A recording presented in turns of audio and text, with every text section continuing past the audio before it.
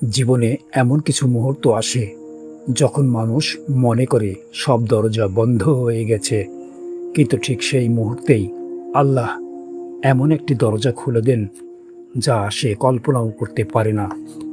আজকের গল্পটি এমন এক যুবকের, যে ক্ষুধা, অপমান আর হতাশার সঙ্গে যুদ্ধ করে একদিন নিজের জীবন বদলে দিয়েছিল। গল্পটি মনোযোগ দিয়ে শুনুন, কারণ শেষের শিক্ষাটি আপনার জীবনও বদলে দিতে পারে।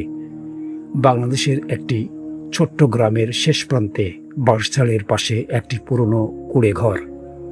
বর্ষাকালে চালের ফাঁক দিয়ে পানি পড়ত, শীতকালে ঠান্ডা বাতাস ঢুকত, আর গরমে ঘরের ভেতর নিঃশ্বাস নেওয়াও কঠিন হয়ে যেত। সেই ঘরেই জন্ম রফিকের। যখন তার বয়স মাত্র ৮ বছর, তখন বাবা হঠাৎ অসুস্থ হয়ে মারা যান। সেদিন থেকেই সংসারের সব দায়িত্ব এসে পড়ে তার মায়ের উপর। রফিকের মা মানুষের বাড়িতে কাজ করতেন, ভোরে বের হতেন, ফিরতেন রাতের অন্ধকারে। সারাদিন পরিশ্রমের পরও অনেক দিন এমন যেত যেদিন রান্নার হাঁড়িতে ভাত উঠত না। এক রাতে রফিক ক্ষুধায় কাঁদতে কাঁদতে বললেন, মা, আজও কি আমরা না খেয়ে ঘুমাবো? মা চোখের পানি লুকিয়ে হেসে বললেন, না বাবা, আল্লাহ আমাদের দেখছেন। হয়তো আজ কষ্ট আছে, কিন্তু এই কষ্ট চিরদিন থাকবে না। তিনি নিজের ভাগের শুকনো রুটিটুকু ছেলের হাতে তুলে দিলেন, আর নিজে শুধু এক গ্লাস পানি খেয়ে শুয়ে পড়লেন। সেদিন অন্ধকার ঘরে বসে রফিক মনে মনে একটি প্রতিজ্ঞা করল, যে করেই হোক একদিন আমি মায়ের চোখের সব কান্না মুছে দেব। বছর কেটে গেল, রফিক বড় হলো, পড়াশোনা বেশি এগুলো না। সংসারের অভাব তাকে বইয়ের চেয়ে কাজ খুঁজতে বাধ্য করল। এক ভোরে মা পুরনো কাপড়ের ব্যাগে 2টি শুকনো রুটি আর 1 বোতল পানি দিয়ে বললেন, যাও বাবা, কাজ খুঁজে আনো। কিন্তু একটা কথা মনে রেখো, কখনো হারাম পথে রিজিক খুঁজবে না। মানুষের কাছে মাথা নত করার আগে আল্লাহর কাছে মাথা নত করবে। মায়ের পা ছুঁয়ে রফিক শহরের উদ্দেশ্যে রওনা দিল। রফিক শহরে পৌঁছালো সকাল 8টার দিকে। চারদিকে মানুষের ভিড়, দোকানপাট খুলছে, সবাই নিজের কাজে ব্যস্ত। সে প্রথম একটি হার্ডওয়্যারের দোকানে গিয়ে বলল, চাচা, কোনো কাজ হবে? আমি যে কোনো কাজ করতে রাজি আছি। দোকানদার একবার মাথা থেকে পা পর্যন্ত তাকিয়ে বললেন, অভিজ্ঞতা লোক ছাড়া কাউকে রাখি না, যাও। রফিক কিছু না বলে বেরিয়ে এলো। তারপর একের পর এক দোকান, কাপড়ের দোকান, মুদি দোকান, গ্যারেজ, রেস্টুরেন্ট, সব জায়গায় একই উত্তর, লোক লাগবে না। অভিজ্ঞতা আছে? না থাকলে কাজ নেই। দুপুর গড়িয়ে বিকেল হলো। রফিকের ব্যাগে থাকা 2টি শুকনো রুটির একটি খেয়ে নিল, আরেকটি রেখে দিল মায়ের কথা মনে করে। ভাবল, যদি রাতে খেতে না পাই। বিকেলের দিকে ক্ষুধা আর ক্লান্তিতে তার মাথা ঘুরতে লাগলো। রাস্তার পাশে একটি চায়ের দোকানের সামনে দাঁড়িয়ে সে শুধু মানুষের খাওয়া দেখছিল।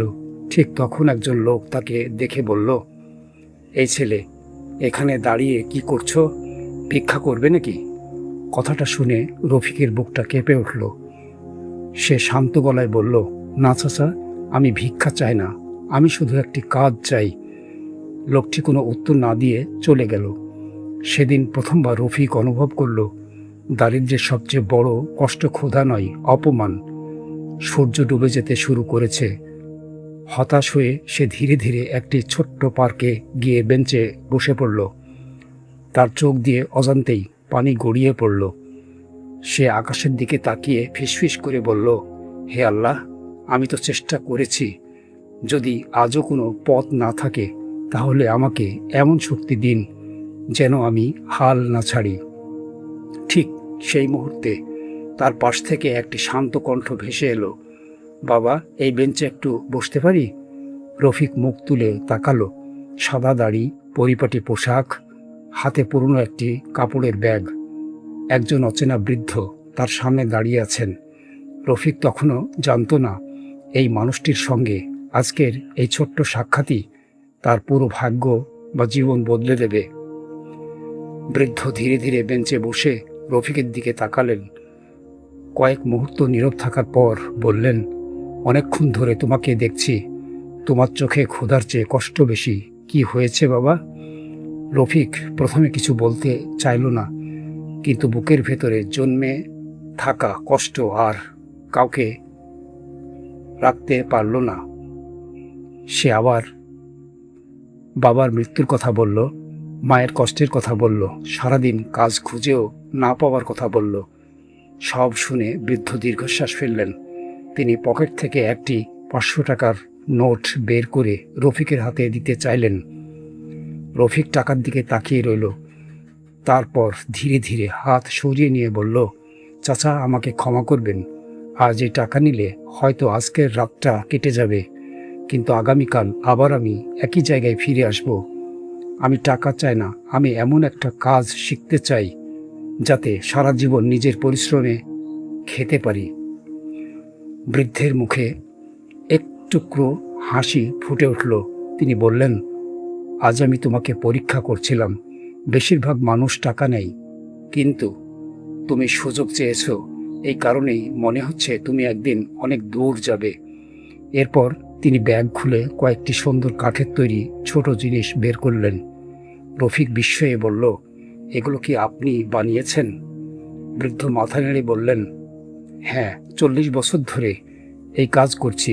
যদি সত্যিই শেখার ইচ্ছা থাকে তাহলে কাল ফজরের নামাজের পর আমার ছোট্ট কর্মশালায় চলে এসো।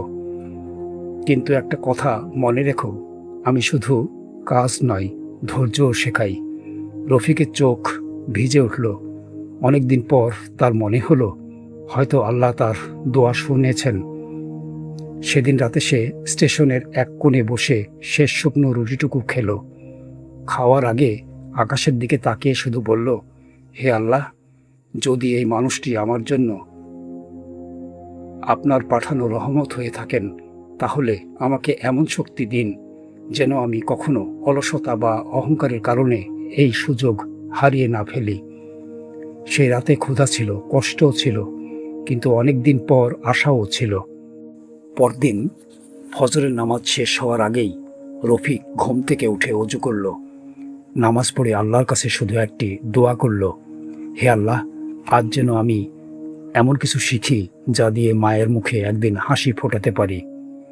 দোয়া শেষে সে বৃদ্ধের দেওয়া ঠিকানা ধরে হাঁটতে শুরু করল। শহরের এক নিরিবিলি গলির শেষ মাথায় ছোট্ট একটি টিনের ঘর। দরজার উপরে কাঠের একটি পুরনো সাইনবোর্ড, সেখানে লেখা রহিম কাঠশিল্প। রফিক ভেতরে ঢুকতেই বৃদ্ধ মুস্কি হেসে বললেন, আমি জানতাম তুমি আসবে। কিন্তু রফিক অবাক হয়ে দেখল, সেদিন তাকে কোনো কাঠ ধরতে দেওয়া হলো না। বৃদ্ধ শুধু একটি ঝাড়ু হাতে দিয়ে বললেন, আজ পুরো কর্মশালাটা পরিষ্কার করো। রফিক এক মুহূর্তও প্রশ্ন করল না। সারাদিন ঝাড়ু দিল, কাঠ গুছিয়ে রাখল, যন্ত্রপাতি পরিষ্কার করল। সন্ধ্যায় বৃদ্ধ তাকে মাত্র কয়েকশো টাকা দিলেন। রফিক টাকা নিয়ে খুশি হলো না। সে ভেবেছিল আজ থেকেই হয়তো কাজ শিখবে, কিন্তু সে কিছুই বলল না। এভাবেই কেটে গেল 3 দিন।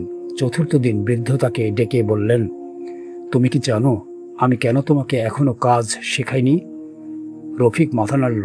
বৃদ্ধ শান্ত গলায় বললেন, যে মানুষ ছোট কাজকে সম্মান করতে শেখে না, সে বড় কাজের দায়িত্বও নিতে পারে না। আমি তাকে তোমার ধৈর্য দেখছিলাম। এই কথা শুনে রফিকের চোখ ভিজে উঠল। সেদিনই প্রথমবার তার হাতে একটি ছোট্ট কাঠের টুকরো তুলে দেওয়া হলো। বৃদ্ধ বললেন, আজ একটি চামচ বানিয়ে দেখাও। রফিক প্রাণপণ চেষ্টা করল, কিন্তু শেষ পর্যন্ত চামচটি এতটাই বেঁকে গেল যে সেটি দেখে যে কেউ হাসবে। রফিক লজ্জায় মাথা নিচু করে বলল, চাচা, আমি পারবো না। বৃদ্ধ ভাঙ্গা চামচটি হাতে নিয়ে হাসলেন। তারপর বললেন, এই চামচটি আমি যত্ন করে রেখে দেব, কারণ একদিন তুমি যখন সফল হবে তখন এই ভাঙ্গা চামচটাই তোমাকে মনে করিয়ে দেবে সফল মানুষও একদিন এভাবেই শুরু করেছিল। এই কথাগুলো রফিকের বুকের ভেতর নতুন আগুন জ্বালিয়ে দিল। সে মনে মনে বলল, আমি হারব না, যত কষ্টই হোক আমি শিখব। সেদিন থেকেই তার জীবনের আসল লড়াই শুরু হলো। সেই দিনের পর থেকে রফিকের জীবনের নিয়মটাই বদলে গেল। ফজরের নামাজের পর কর্মশালায় আসা, সারাদিন মন দিয়ে কাজ শেখা, রাতে বাড়ি ফিরে অনুশীলন, এটাই ছিল তার প্রতিদিনের রুটিন। একদিন বৃদ্ধ তাকে বললেন, মনে রেখো রফিক, কাজ শেখা কঠিন নয়, কঠিন হলো নিজের অহংকারকে নিয়ন্ত্রণ করা। যে শেখার সময় নিজেকে বড় মনে করে সে কোনো দিন বড় হতে পারে না। রফিক কথাগুলো নিজের হৃদয়ে গেঁথে নিল। দিন যেতে লাগলো, 1 মাস, 3 মাস, 6 মাস। এখন সে আগের চেয়ে অনেক সুন্দর জিনিস বানাতে পারে। বৃদ্ধ মাঝে মাঝে তার কাজ দেখে শুধু মুচকি হাসতেন, কিন্তু ভাগ্য যেন আবারও তাকে পরীক্ষা নিতে চাইল। একদিন গভীর রাতে খবর এলো, রফিকের মা হঠাৎ অসুস্থ হয়ে পড়েছেন। সে দৌড়ে বাড়ি গেল। ডাক্তার ওষুধ লিখে দিলেন, কিন্তু ওষুধ কেনার মতো টাকা তার হাতে নেই। সেই রাতে বহুদিন পর রফিক ভেঙে পড়ল। সে মায়ের মাথার পাশে বসে কাঁদতে কাঁদতে বলল, মা, আমি এত চেষ্টা করছি, তবুও তোমার চিকিৎসার টাকা জোগাড় করতে পারছি না। মা দুর্বল কণ্ঠে বললেন, কেঁদো না বাবা, আল্লাহ কখনো পরিশ্রমের প্রতিদান নষ্ট করেন না। হয়তো তিনি তোমাকে আরেকটু ধৈর্য শেখাচ্ছেন। পরদিন রফিক আবার কর্মশালায় গেল। তার মুখ দেখে বৃদ্ধ বুঝে গেলেন কিছু একটা হয়েছে। সব কথা শোনার পর বৃদ্ধ চুপচাপ ড্রয়ারের ভেতর থেকে একটি খাম বের করে রফিকের হাতে দিলেন। রফিক অবাক হয়ে বললেন, এটা কি? বৃদ্ধ বললেন, এটা দান নয়, এটা তোমার 6 মাসের অগ্রিম মজুরি। তুমি পরিশ্রম করেছ, তাই এটা তোমার প্রাপ্য। যাও, আগে মায়ের চিকিৎসা করাও। রফিক আর নিজের চোখের পানি ধরে রাখতে পারল না। সে বৃদ্ধের হাত ধরে শুধু বলল, চাচা, আমি এই ঋণ কোনো দিন ভুলব না। বৃদ্ধ মৃদু হেসে উত্তর দিলেন, আমার ঋণ শোধ করতে হবে না। একদিন তুমি যখন সফল হবে, তখন কোনো অসহায় মানুষের পাশে দাঁড়িয়েও, তখনই আমার ঋণ শোধ হয়ে যাবে। সেদিন রফিক বুঝতে পারল, ভালো মানুষ শুধু সাহায্য করে না, অন্য একজন মানুষকে আবার দাঁড়িয়ে যাওয়ার সাহসও দেয়। মায়ের চিকিৎসার পর রফিক নতুন উদ্যমে কাজ ফিরে গেল। এবার সে শুধু কাজ শিখছিল না, নিজের ভবিষ্যৎ গড়ছিল। 1 বছর পর বৃদ্ধ একটি কাঠের বাক্স তার হাতে তুলে দিয়ে বললেন, খোলো। রফিক বাক্স খুলে দেখল ভেতরে কিছু উন্নত মানের কাঠের যন্ত্রপাতি। বৃদ্ধ মুচকি হেসে বললেন, আজ থেকে তুমি আর আমার কর্মচারী নও, তুমি নিজের কাজ শুরু করবে। রফিক বিস্মিত হয়ে বলল, আমি আমি কি পারবো? বৃদ্ধ তার কাঁধে হাত রেখে বললেন, যে মানুষ ক্ষুধা সহ্য করেছে, অপমান সহ্য করেছে, তবু হাল ছাড়েনি, তাকে আর কেউ হারাতে পারে না। পরদিন গ্রামের বাজারের পাশে একটি ছোট্ট টেবিল ভাড়া নিয়ে রফিক নিজের তৈরি কাঠের জিনিস বিক্রি শুরু করলো। প্রথম দিন একটিও বিক্রি হলো না। দ্বিতীয় দিন একজন এসে দাম জিজ্ঞেস করে চলে গেল। তৃতীয় দিন মাত্র একটি কাঠের চামচ বিক্রি হলো। অনেকেই হাসতে লাগলো, এসব বিক্রি করে বড়লোক হবে। রফিক শুধু মুচকি হাসল, কারণ সে জানত বীজ বপনের দিন আর ফল পাওয়ার দিন কখনো এক হয় না। দিনের পর দিন সে কাজের মান আরো ভালো করল। একদিন শহরের একটি বড় ফার্নিচারের দোকানের মালিক তার কাজ দেখে অবাক হয়ে গেলেন। তিনি বললেন, এগুলো সব তুমি বানিয়েছ? রফিক মাথা নাড়ল। সেদিনই তিনি একসঙ্গে 50টি পণ্যের অর্ডার দিলেন। সেই অর্ডারই রফিকের জীবনের মোড় ঘুরিয়ে দিল। কয়েক বছর পরে গ্রামের সেই দরিদ্র ছেলেটির একটি ছোট্ট কারখানা হলো। তার কারখানায় কাজ পেল গ্রামের অনেক বেকার যুবক। যে মানুষ একদিন কাজের জন্য দরজায় দরজায় ঘুরেছিল, আজ মানুষ কাজের জন্য তার দরজায় আসে। এক বিকেলে রফিক সেই পুরনো পার্কে গেল, যেখানে একদিন হতাশ হয়ে বসেছিল, কিন্তু বেঞ্চটি খালি। বৃদ্ধ আর বেঁচে নেই। পার্কের পাশে এক দোকানদারের কাছ থেকে সে জানল কয়েক মাস আগেই তিনি ইন্তেকাল করেছেন। রফিক নীরবে বেঞ্চে বসে চোখের পানি মুছল। তার মনে পড়ল বৃদ্ধের শেষ কথা, যখন সফল হবে তখন কোনো অসহায় মানুষের পাশে দাঁড়িয়েও। সেই দিন থেকেই রফিক সিদ্ধান্ত নিল প্রতি বছর অন্তত কয়েকজন দরিদ্র যুবককে বিনামূল্যে কাজ শিখিয়ে নিজের পায়ে দাঁড়ানোর সুযোগ করে দেবে। সেদিন রাতে সে 2 রাকাত নফল নামাজ পড়ে সিজদায় গিয়ে বলল, হে আল্লাহ, আপনি আমাকে শিখিয়েছেন জীবন বদলাই টাকা দিয়ে নয়, বদলাই সঠিক শিক্ষা, ধৈর্য আর হাল না ছাড়ার সাহস দিয়ে। আমাকে এমন তৌফিক দিন যেন আমিও অন্য মানুষের জীবন বদলানোর কারণ হতে পারি। আমিন। বন্ধুরা, মনে রাখবেন, সাময়িক সাহায্য একজন মানুষকে একদিন বাঁচায়, কিন্তু একটি দক্ষতা তাকে সারা জীবন বাঁচিয়ে রাখতে পারে। আল্লাহর উপর ভরসা রাখুন, হালাল পথে পরিশ্রম করুন, ধৈর্য ধরুন।